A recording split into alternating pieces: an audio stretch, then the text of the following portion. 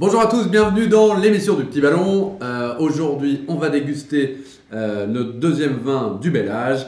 Encore une belle trouvaille de notre sommelier Jean-Michel Deluc, que nous saluons. Bonjour à tous. Et qui va nous présenter ce mois-ci un Côte de Provence. Un cadeau. Bon, on est déjà en maillot de bain au bord de la mer. Non, c'est pas du tout ça. C'est plus grand que ça. Voilà, c'est un très grand cru, magnifique au niveau des plus grands vins rouges français. C'est le domaine Saint-André de Figuères. C'est un 2009 et c'est une cuvée qui s'appelle Confidentiel. Confidentiel parce qu'il y a une sélection dans le raisin. 50% de Mourvèdre, 50% de Bandol. D'accord. Non, tu vois, du Bandol. Tu suis pas. Non, 50% de Mourvèdre qui est le grand cépage de Bandol, mais également 50% de Syrah. Ah ouais. Voilà. Vous faites des pièges un peu. Oui, je fais des pièges pour voir si tu apprends. Et voilà, écoute, tu vas comprendre tout de suite quand tu vas mettre ton nez dans ton verre.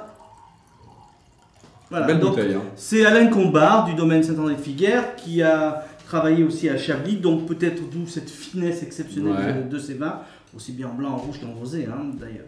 Donc ce rouge cuvée confidentiel, bon, il porte bien son nom, il n'y en a pas beaucoup.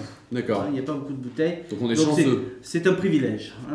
Belle couleur, rouge, rubis. Bon, c'est vrai que Mourvèdre et Syrah, ce sont des cépages qui donnent beaucoup de couleurs. Brillant, opaque, bonne concentration. Bon, très bel aspect visuel. Au nez, voilà. Trop bien. Oui. Donc, c'est très serré. Tu vois, dedans, dans ce petit espace, il y a tout. Il y a du fruit. Serré, ça veut dire quoi? Que la trame, ça veut dire que le vin va encore pouvoir s'agrandir. Un vin jeune a une trame très étroite et elle est toute en profondeur. Et avec l'âge, ça s'ouvre. D'accord, voilà. Donc là, aujourd'hui, on est à ce stade-là, mais tout est dedans.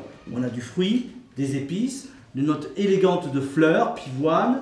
On a du bois, du tabac, du chocolat. Donc vraiment, tout est là. Et quelle finesse! Ça donne envie d'être bu, ça. Oui. Alors, quand tu agites un petit peu, on a moi j'appelle ces vins-là, c'est des vins racinaires. C'est cette impression de remonter le nez jusqu'aux racines. Ah ouais, ok. Donc, voilà, ça c'est vraiment le grand signe d'un très grand vin. En bouche.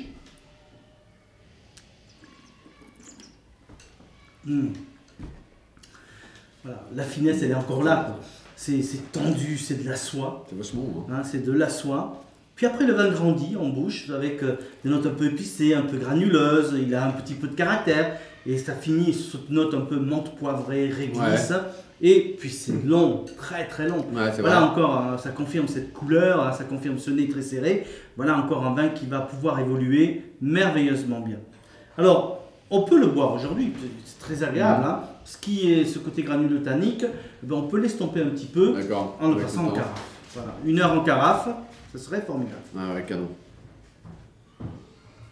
Et on va... Qu'est-ce qu'on va servir avec ça comme plat? Alors, tel quel aujourd'hui dans sa jeunesse, il ne faut pas compliquer. Quand le vin est complexe, quand le vin est grand, la cuisine doit être simple.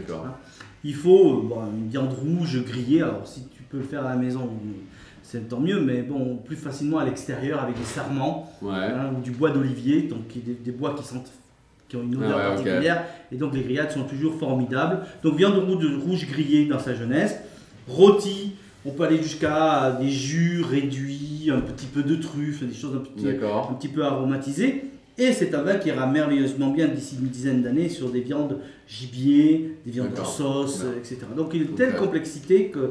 Mais il est même presque... Alors ce qui est rare pour un très grand cru, d'être aussi agréable presque seul. Donc ça c'est le grand signe aussi, c'est un très bon signe. Ça c'est merveilleux. Et on va le servir, on va l'ouvrir un peu 1 heure avant 1 heure avant ou en carafe au dernier moment, une carafe un peu large. Le servir, moi je préfère le servir un peu plus frais, c'est-à-dire 16, pas 18 comme on l'indique souvent, mais 16 degrés. Donc c'est un quart d'heure dans le frigo. Voilà, et on l'ouvre.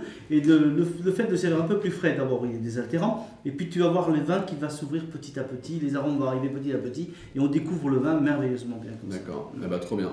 Et merci très grande bouteille, très grande bouteille. Et merci encore Jean-Michel, je pense qu'on va la finir avec toute l'équipe qui travaille sur les vidéos avec nous. Oui, faites chauffer les sarments.